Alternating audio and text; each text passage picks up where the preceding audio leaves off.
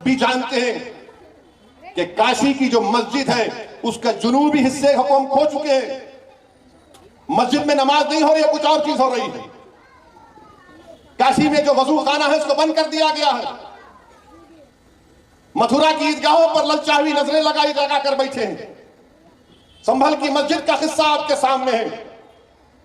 एक ही दिन में केस पड़ता है, 1.5 घंटे में ऑर्डर हो जाता है, 1 घंटे के अंदर सर्वे हो जाता है और 5 लोगों को गोली मारकर शहीद कर दिया जाता है। हैदराबाद की सीएम असदुद्दीन ओवैसी ने जो है कुवैत की प्रेसिडेंट के ऊपर आखिरकार निशाना क्यों साधा है, उनको ऐसा क्यों बोला है, भारत में आकर देख लीजिए आपकी हुकूमत की क्या कुछ हो रहा है। आपको बता दें जैसे कि भारत में इस वक्त जो है मस्जिद को लेकर बहुत ज़्यादा विवादित चल रहे और उनका कहना है जो मस्जिद के ऊपर इन सब का नज़र है और हमारी मस्जिद और हमारी दरगाह जो है वो खतरे में है, क्योंकि इन लोगों की एक दिन कोर्ट में याचिका दायर कर देते और 1.5 घंटे के अंदर अंदर जो है कोर्ट उनको इजाज़त दे देते, सुनवाई कर देते और 1 घंटे के अंदर अंदर जो है ये सर्वे कर देते। तो आजकल की हालत जो है कुछ ऐसा ही हुआ है, क्योंकि उन लोग जो है हमारी मस्जिदों की हमारी दरगाहों को जो है छीनना चाह रहे इसी तरह से। और एक तरफ तो यहाँ की मुसलमानों से इतना ज़्यादा नफरत कर रहे और दूसरी तरफ जो है वो कुवैत की हो या फिर दुबई की हो, उन सऊदियों की जो मुसलमान हैं अल हबीबी, उनसे जो है वो जाकर गले मिल रहे। तो उनको भी देखना चाहिए जो भारत देश में उनकी हुकूमत के साथ क्या कुछ हो रहा है, क्योंकि संभल में जो उन्होंने अभी खबर आ रहे जो संभल शाही मस्जिद है उनके आगे जो है एक पुलिस चौकी खोला है, पुलिस चौकी बनाई गई। और वो किस लिए बनाए गए, ताकि मस्जिद में जाने आने के रास्ता को रोका जा सके, उसे बंद करी जा सकते हैं। क्योंकि मथुरा काशी की मस्जिद में भी जो है कुछ इस तरह की विवादित है, उनकी अंदर जो वजू खाना है वहाँ पर वजू नहीं करने दी जा रहे। तो वहाँ पर जो है इस तरह के हर मस्जिद में एक की बात एक जो है इन लोगों ने नज़र रखा है और इनको जो है अपनी हासिल करना चाहते, लेना चाहते हैं, ये असदुद्दीन ओवैसी की कहना है। और इसी बात को लेकर जो है उन्होंने कुवैत की प्रेसिडेंट के ऊपर निशाना साधा है, जो आप प्रधानमंत्री के साथ इतनी अच्छी दोस्ती करते और आपकी हुकूमत के साथ, आपकी मुसलमानों के साथ और आपकी जो मस्जिद है आप जिसको मानते हो उनके साथ क्या कुछ हो रहा है भारत देश में। तो ये असदुद्दीन ओवैसी का कहना है। साथ ही साथ उन्होंने ये भी कहा है जो हमें और सतर्क होना चाहिए, जो इन लोग किस तरह से चाल खेल रहे, किस तरह से खेल खेल रहे हमारी तमाम सारी चीज़ों को छीनने के लिए। और क्या कुछ कहा है असदुद्दीन ओवैसी ने, एक बार आप सुनिए। बना रहे और वो आउटपोस्ट वक्फ की जमीन में बना रहे। मुरादाबाद के 39A में वो वक्फ का दर्ज है, सुन्नी वक्फ बोर्ड में दर्ज है, वहां पर संभल की पुलिस बना रही। नरेंद्र मोदी गए थे कुवैत को तो कुवैत के शेखों से बड़ा गले लपट के मिले।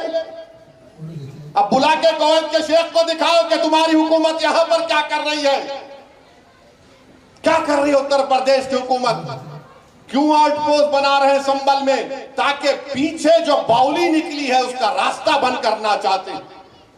अरे वक्फ की जायदाद पर तुम जमीन पर जो वक्फ औलाद है, अब ये नया बिल जो हुकूमत लाई है उसमें वक्फ औलाद को मुकम्मल कमजोर करके रख दिया गया। पुकार कर कह रहे थे, आज भी कह रहा हूं, वो वक्फ का बिल इसलिए लाया गया ताकि मुसलमानों से उनकी मसाजिद को छीन लिया जाए, ताकि मुसलमानों से उनकी दरगाहों को छीन लिया जाए, कब्रस्तानों को छीन लिया जाए, यतीम खानों को छीन लिया जाए।